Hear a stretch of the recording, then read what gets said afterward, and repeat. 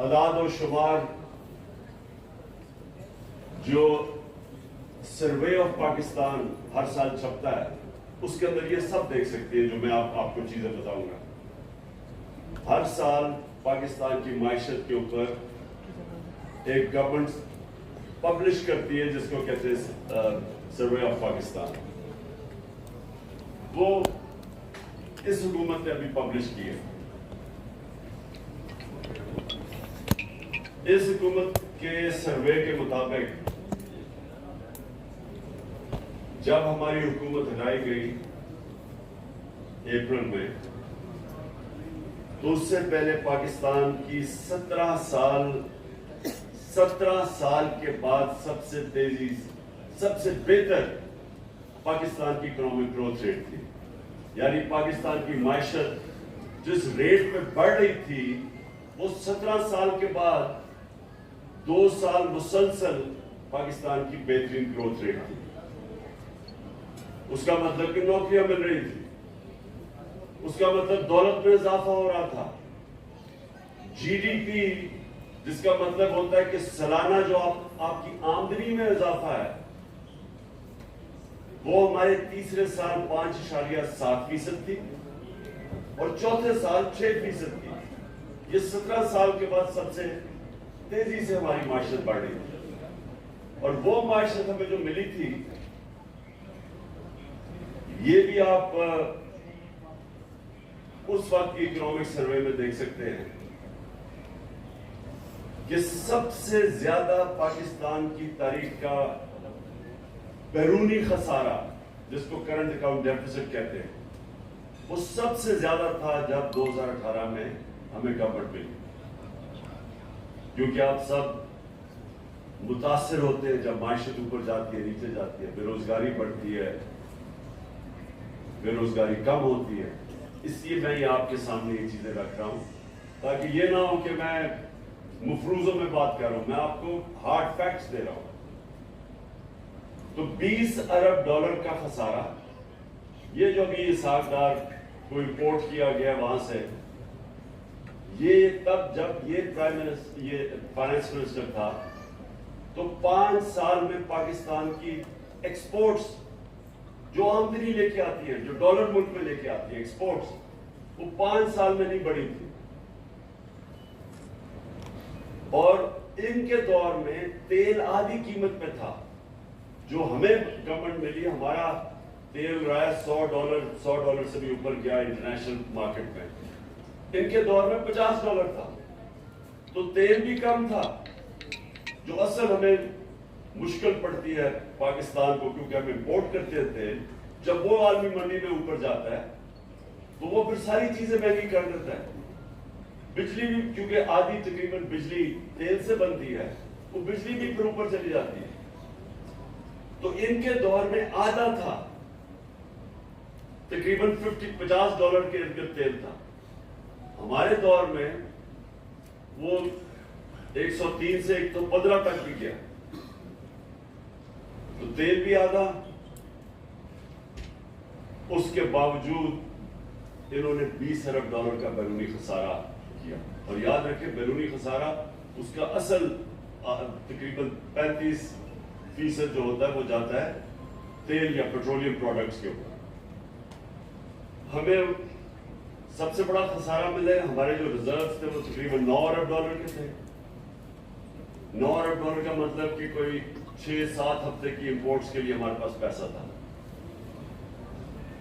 اور ہمارا جو اندرونی خسارہ تھا وہ بھی ریکارڈ تھا, بیرونی بھی ریکارڈ, اندرونی بھی ریکارڈ. اور پھر یہ جو ہماری بجلی تھی, انہوں نے جو کانٹریکٹ سائن کیے تھے وہ اس کو کہتے ہیں کیپیسٹی پیمنٹس. انہوں نے جو کانٹریکٹ سائن کیے تھے وہ آپ بجلی خریدیں یا نہ خریدیں آپ کو بجلی کی قیمت دینی پڑتی تھی. اور انہوں نے جو کیپیسٹی پیمنٹ ہم تھی میرے خیال میں تقریباً 350 ارب تھا جب 2018 میں آپ آئے, وہ بڑھتی گئی, وہ 800 ارب پہ چلی گئی, وہ 2023 میں چلے جائے گی 1450 ارب پہ. اب ہمارے پاس وہ اتنی بجلی ہم استعمال ہی نہیں کر سکتے. حال یہ ہے کہ ہم وہ بجلی استعمال اگر ہم کر نہیں سکتے لیکن پیسے دینے پڑ رہے ہیں. اس کی وجہ سے سرکولر ڈیٹ ایک اور قرضہ چڑھا ہوا تھا. میں صرف یہ آپ کو اس لیے بتا رہا ہوں کہ ان حالات میں بینکرپٹ ملک ہمیں ملا. پہلا سال بڑی مشکلوں سے ہم نے اس کو اسٹیڈی کیا, اسٹیبل کیا. دوسرے سال کرونا آ گیا. ساری دنیا کے اندر صدی میں ایک دفعہ اتنا بڑا ایک ایسا ایک بحران آتا ہے, ساری دنیا میں آیا. اس کے باوجود, اور کیونکہ ہم پھر انویسٹمنٹ نہیں لا سکے, کوئی چائنا بند ہو گیا, چائنا 2 سال کے لیے بند ہو گیا, ہمارا اصل ٹریڈنگ پارٹنر چائنا تھا. اس کے باوجود ہمارے تیسرے اور چوتھے سال میں نے کہا ریکارڈ 17 سال کے بعد ہماری بہترین معیشت کی پرفارمنس ہوئی, اور ریکارڈ ایکسپورٹس کی ہم نے $33 ارب کی, اور بیرون ملک پاکستانیوں کو ہم نے انسینٹیوائز کیا. انہوں نے ریکارڈ پیسہ بھیجا بینکوں کے تھرو $31 ارب. اور کسانوں کی جو ہم نے مدد کی, کسانوں سے کیا ہو رہا ہے, بڑے بڑے شوگر مافیا جو بیٹھے ہوئے تھے یا شوگر ملز, وہ کسان بیچارہ اپنا اس کو اگر ریٹ سیٹ ہوتا تھا مثلا 180 روپے کا اگر ریٹ سیٹ ہوا ہے, تو وہ ملز کیا کرتی تھی, اس کو پہلے تو پیسہ نہیں دیتی تھی سال تک, اور پیسہ دیتی بھی تھی تو اس کو وہ کہتے ہیں کٹوتی کرتی تھی, یعنی اس کو 180 کا ریٹ پہ 120 ملتا تھا اس کو. تو نہ کسان کو پیسہ پورا ملتا تھا نہ ٹائم پہ ملتا تھا. ہم نے قانون بدلا, ہم نے فائنز لیوی کیے کہ فوری طور پہ کسان کو پیسے دیں. ہم نے انشور کیا گیم کمشنر نے کہ پورے پیسے دو اس کو جو کسان کو. پہلی دفعہ کسانوں کے پاس پیسہ آنا شروع ہوا جب کسان کے پاس پیسہ, اور بھی ہم نے ایک پورا ایگریکلچر ریفارم پیکج دیا. اس سے کیا ہوا, جب کسان کے پاس پیسہ آنا شروع ہوا اسے اپنی زمین پہ لگایا. تو آخری 2 سال 4 مین جو ہماری فصلیں تھیں ان کی ریکارڈ پیداوار ہوئی, بمپر کراپس ہوئی 4, کیونکہ کسان کے پاس پیسہ ہے. تو ہمارا ایگریکلچر سیکٹر بھی بڑھ رہا تھا. ہماری industry, large scale manufacturing industry, کتنے سالوں کے بعد 11.5% گروتھ ریٹ اس کی ہوئی. تو اس لیے لارج اسکیل مینوفیکچرنگ جب ہوئی, مزدوروں, ہماری ورلڈ بینک کہتا ہے کہ ہمارا سارے برے صغیر میں سب سے زیادہ روزگار پاکستان نے دیا اس ٹائم پہ, کرونا کی وجہ سے بے روزگاری بڑھی.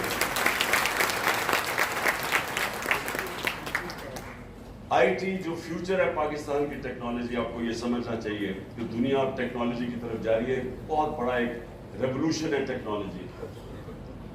تو ٹیکنالوجی میں ہم بالکل ہی ہم آگے بڑھ نہیں رہے تھے. ہندوستان جس نے 2000 میں اس کی $1 ارب ایکسپورٹ تھی ٹیکنالوجی کی, آئی ٹی کی, اس کی آج 140 ارب ایکسپورٹ ہے. تو پاکستان کی وہی پھنسی ہوئی تھی. تو ہم 75% ہم نے اپنی ایکسپورٹس انکریز کی آئی ٹی, کیونکہ ہم نے ان کی اس سیکٹر کی بھی مدد کی. اور اسمال اور میڈیم انڈسٹری جو سب سے زیادہ روزگار ملتا ہے, ان کے لیے ہم پورا انسینٹیوائز, ان کی ریگولیشن کم کر رہے تھے جو رکاوٹیں تھیں, ایز آف ڈوئنگ بزنس اس کو کہتے ہیں, تاکہ روزگار ملے لوگوں کو. اس وقت جب ملک اوپر جا رہا تھا, اس کی ہمیں جب موڈیز, یہ جو ایک انٹرنیشنل کریڈٹ ایجنسیز ہوتی ہیں جو فیصلہ کرتے ہیں کہ ملک کی معیشت کی کیا حالات ہیں, اس کے مطابق آپ کو گریڈ کرتی ہیں B-, B+. تو ہم جب آئے تھے موڈیز میں بھی B- تھی, وہ ہم نے اس کو سٹیبل کروایا. ہمارا فیٹف کے اندر گرے لسٹ پہ تھے, وہ ہماری کاوشوں سے وہ ہم فیٹف کی گرے لسٹ سے نکلے, کیونکہ یہ سب نقصان کرتی ہے اپنی معیشت کو. اس کے بعد میں یہ بتا رہا ہوں کہ یہ ہم نے یہ جو بات کرتے ہیں نا کہ پاکستان کا بڑا برا حال تھا جب انہوں نے اکانومی سنبھالی ہے, تو اس کے علاوہ ہم نے 3 بڑی ڈیمز شروع کی پاکستان میں 50 سال کے بعد.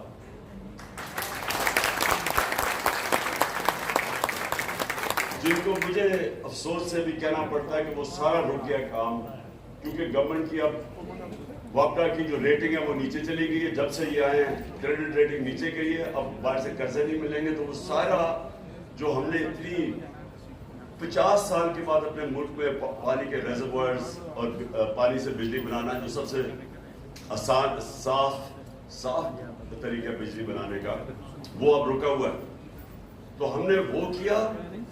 پھر ہم نے پہلی دفعہ یہ جو موسم کی تبدیلی, جس کو جو ایک بہت بڑا دنیا میں مسئلہ آ رہا ہے, یہ جو سیلاب آ رہے ہیں, موسم اب آپ بتا نہیں سکتے, کبھی زیادہ بارش ہو جاتی ہے, کبھی خشکسالی آ جاتی ہے. تو وہ جو ہم نے پہلی دفعہ پاکستان میں کسی نے کیا, ہم نے جو 1 ارب درخت پہلے پختون ماہ میں لگایا, اب 10 ارب درخت کا, جو دنیا نے اکنالج کیا, یہ انٹرنیشنلی اکنالج. اس کے علاوہ میں صرف آپ کو بتانا چاہتا ہوں کہ یہ ملک سے کتنا بڑا جرم ہوا ہے کہ وہ جو گورنمنٹ یہ مشکل سے ملک کو نکال کے بینکرپٹ ملک کو کرونا کے باوجود جو اوپر لے کے جا رہی تھی. اور پھر یہ بھی میں آپ کو ابھی بتا دوں, ہمارے اوپر 2 فائن ہوئے تھے, 2 کرپشن کیسز ہوئے تھے. ایک کارکے کا رینٹل پاور کا, وہ پاکستان کو 250 ارب روپے کا فائن ہو چکا تھا. اور پھر اس سے بھی بڑا جو سب سے بڑا تھا ریکو ڈیک, وہ بھی پاکستان کے کیس فائن ایوارڈ ہو چکا تھا, اور وہ پتہ نہیں تقریباً 2000 ارب کا تھا. دونوں ہماری حکومتوں نے, ہم نے ان کو ریزالو کیا. ہم نے پہلے سیٹل کیا کارکے کا, میں نے ترکی کے پریزیڈنٹ اردوغان سے بات کر کے تو ہم نے وہ ختم کیا. اور پھر ہمارے دور پہ نیگوسیشن میں ریکو ڈیک, جو کہ بالکل پاکستان کو, جس طرح میں نے کہا, اتنا بڑا وہ 2000 ارب کا فائن پاکستان تو برداشت ہی نہیں کر سکتا, وہ ہم نے سیٹل کیا. اس وقت انہوں نے سازش کر کے گورنمنٹ کرائی. اور گورنمنٹ کیوں کرائی؟ انہوں نے کہا جی بہت مہنگائی ہو گئی ہے. مہنگائی جناب پاکستان میں مہنگائی مارچز کر دی, اور پتہ نہیں وہ 3-4 لانگ مارچز کر دی مہنگائی کے اوپر. مہنگائی کیا تھی؟ میں بار بار کہتا گیا کہ یہ عالمی مہنگائی ہے, ساری دنیا کے اندر مہنگائی آئی ہے. اور اس کے باوجود پاکستان دنیا میں سب سے سستا ملک تھا. ہم نے جو ڈیزل اور پٹرول ہم نے نیچے رکھا ہوا تھا. ہم پہلا ملک تھے جس نے سبسیڈائز کیا. ہم نے اور جگہ سے پیسے نکالے اپنے ڈیولپمنٹ فنڈ سے. ہم نے ریکارڈ ٹیکس اکٹھا کیا. اس ٹیکس سے ہم نے اس کو سبسیڈائز, جو ہمیں فگرز دی ہوئی تھی. ہم بھی آئی ایم ایف کے پروگرام میں تھے. یہ کہتے ہیں جی آئی ایم ایف کی وجہ سے سارے مسئلے ہوئے. ہم تو آئی ایم ایف کے ساتھ 2.5 سال تھے, ہم بھی آئی ایم ایف کے پروگرام میں تھے. اس کے باوجود ہم نے پٹرول اور ڈیزل سارے بر صغیر میں سب سے سستا پاکستان میں تھا. ہم نے سبسیڈائز کیا ہوا تھا. ہم نے بجلی 16 روپے یونٹ کی, ہم نے اس کے اوپر بھی 5 روپے سبسڈی دی ہوئی تھی. تو انہوں نے کیا کیا, کہا کہ جناب یہ مہنگائی روکنے کے لیے آئے ہیں. 50 سال میں آج سب سے زیادہ مہنگائی ہے پچھلے 5 مہینوں میں. 50 سال میں اتنی مہنگائی نہیں ہوئی. سارے مہنگائی کے ریکارڈ ٹوٹ گئے.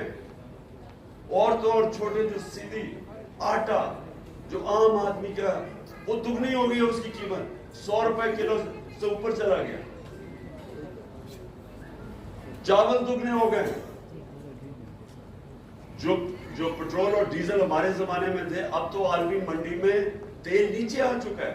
ہمارے زمانے میں 103 ارب سے 110 پہ گیا ہے, وہ نیچے آ کے وہ آگے $90 کے اوپر. اس کے باوجود 250 روپے کا لیٹر ہو گیا ڈیزل, جو ہر چیز متاثر کرتا ہے, اور پٹرول. اور روپیہ گرنا شروع ہوا. جس دن انہوں نے عدم اعتماد کی تھی تو 178 روپے کا ڈالر تھا. آج پتہ نہیں کتنے 240 پہ جا کے, اب پتہ نہیں 230 پہ یہ کتنا بھی ہے. تو میں یہ سوال پوچھتا ہوں کہ یہ کس نے یہ سازش کی, کیوں کی, کیا مقصد تھا اس کا؟ اس سے کیا سب کے سامنے ہے کہ اب پاکستان کو بجائے نقصان ہونے کی, پاکستان کی تو ساری موڈنگز کی جو ریٹنگ ہے جو وہ گر کے وہ کون سی چلی گئی, یعنی جو کہ یعنی تقریباً سب سے نیچے چلی گئی. ہمارے 5 بینکوں کی ریٹنگز نیچے چلی گئی ہے, انٹرنیشنل کریڈٹ ریٹنگز. اور پھر سے میں نے کہا 50 سال میں سب سے زیادہ مہنگائی ہے, اور جو گروتھ ریٹ 6% پہ تھی یہ کہہ رہے ہیں 2% پہ, لوگ کہہ رہے ہیں اس سے بھی اب نیچے جانے والی ہے. انڈسٹری جو کہ فیصل آباد کے اندر ٹیکسٹائل کے اندر مزدور نہیں مل رہے تھے, ٹیکسٹائل کے مزدور نہیں مل رہے تھے فیصل آباد میں, باہر سے لے کے آ رہے تھے, آج وہاں 20% انڈسٹری بند ہو گئی. تو میرا پوائنٹ یہ ہے کہ آج ہم اپنے آپ سے سوال پوچھیں کہ یہ کس کی, یہ کیا وجہ تھی. اور 2 وجوہات تھی. جو بیرونی سازش تھی ان کی تو بڑی سمپل تھی کہ وہ چاہتے ہیں کہ پاکستان میں ایک ایسا حکمران ہو جس کو وہ پتلا ہو, جو حکم کرے وہ کر دے. اگر وہ کہے جی ہماری جنگ میں شامل ہو جاؤ تو ہم 80,000 اپنے لوگ بھی قربان کر دیں ان کے لیے. وہ کہے جی روس سے تم نے سستا تیل نہیں لینا, تو ہم کہے جی ہاں جی جو آپ کہتے ہیں ہم تیل ہی لیتے ہیں. ہندوستان 40% کم قیمت پہ تیل لے رہا ہے روس سے, لیکن ہمیں اجازت نہیں ہے کیونکہ ہم غلام ہیں یہاں. اور وہ کیوں غلام ہیں؟ ان کے پیسے باہر پڑے ہوئے ہیں. یہ ایک چیز یاد رکھیں, اگر آج میرے بھی پیسے ملک سے باہر پڑے ہوتے تو میرے میں جرت نہ ہوتی ایبسولوٹلی ناٹ کہنے کی.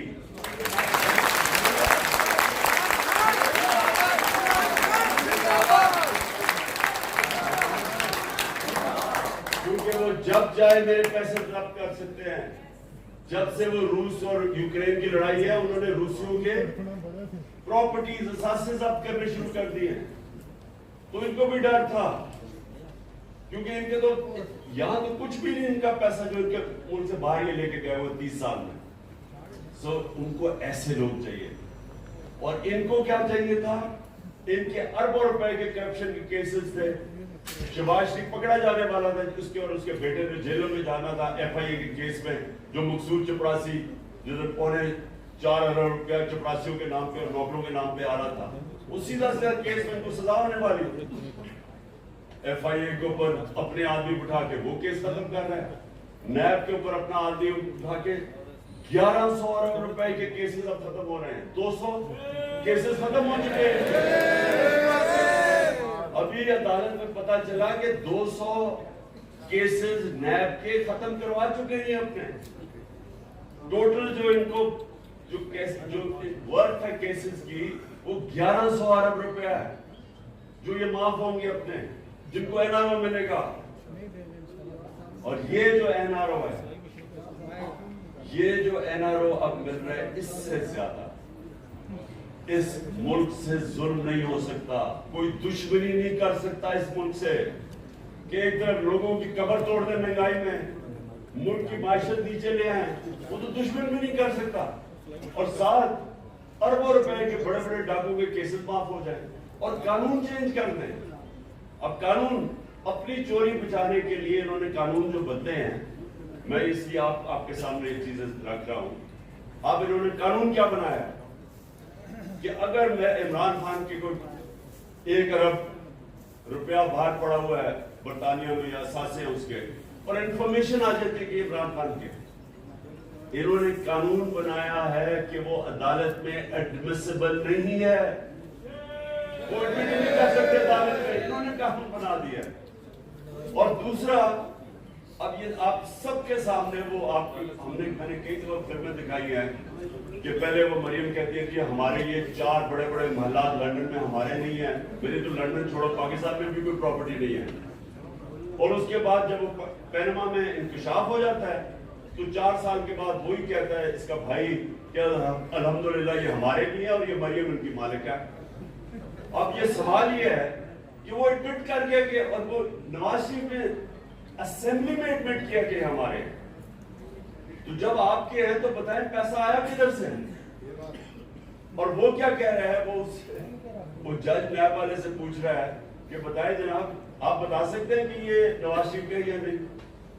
اسے کہا جی میں نہیں بتا سکتا کیونکہ وہاں بھی میچ تو فکس ہوا تھا, اپنا نیب کا ہیڈ رکھ دیا انہوں نے.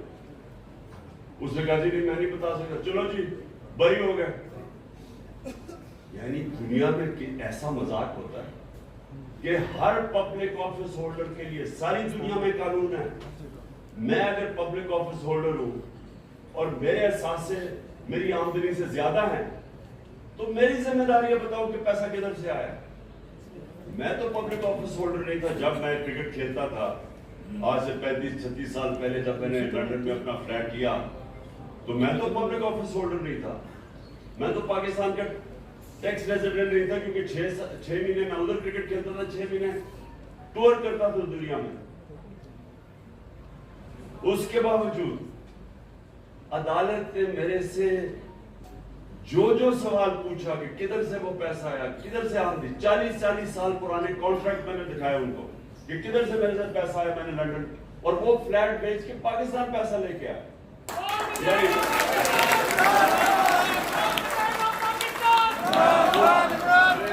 میں اس لیے آپ کو کہہ رہا ہوں کہ اگر ایک کرکٹر اپنی ساری source of income money trail دے سکتا ہے تو جو 3 دفعہ ملک کا پرائم منسٹر ہے وہ کیسے نہیں دے سکتا.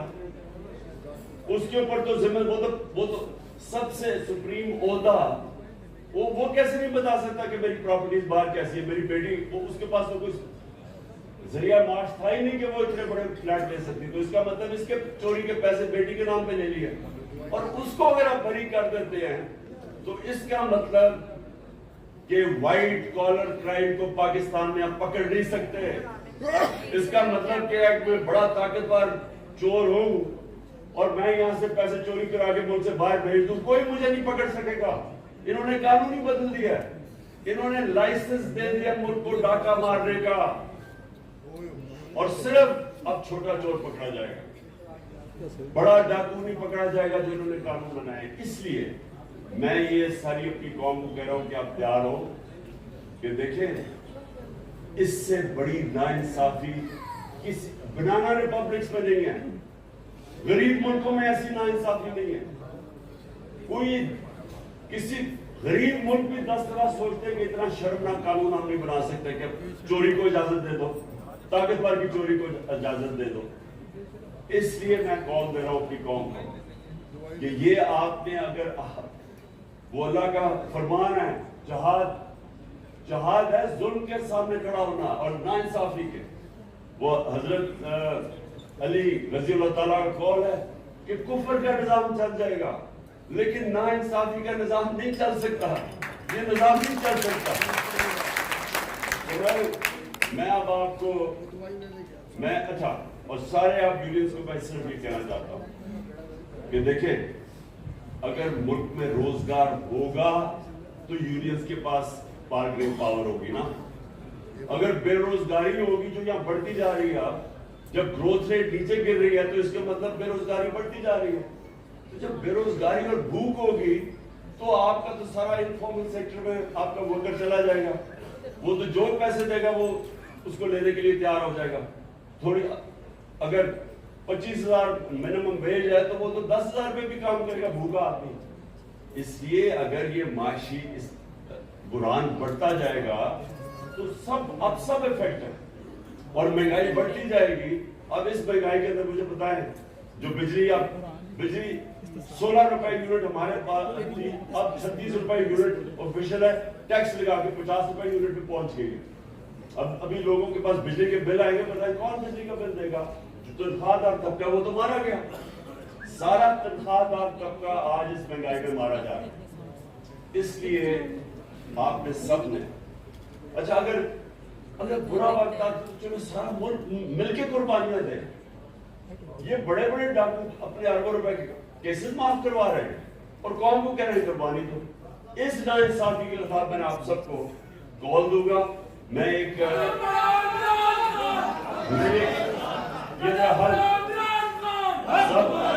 سب آپ نے کھڑے ہو کے یہ میرے ساتھ حلف لینا ہے. ہاتھ کھڑا کر لیجیے گا. بسم اللہ الرحمن الرحیم. ہم اٹھاتے ہیں کہ ہم پاکستان کے آئین کی پیشہ پاسداری کریں گے. ہم پاکستان کی کل مختاری کا تحفظ کریں گے کہ ہم کبھی بھی اللہ کے سوا کسی کے سامنے نہیں جھکیں گے. اور ہم پاکستان کی حقیقی آزادی کے اس جہاد میں ہم پاکستان کے حقیقی آزادی کی جہاد میں آخر تک عمران خان کے شانہ بشانہ جد و جہد کریں گے اور ہر قسم کی قربانی کے لیے تیار رہیں گے. اللہ ہم سب کا حامی و ناصر ہو. آمین.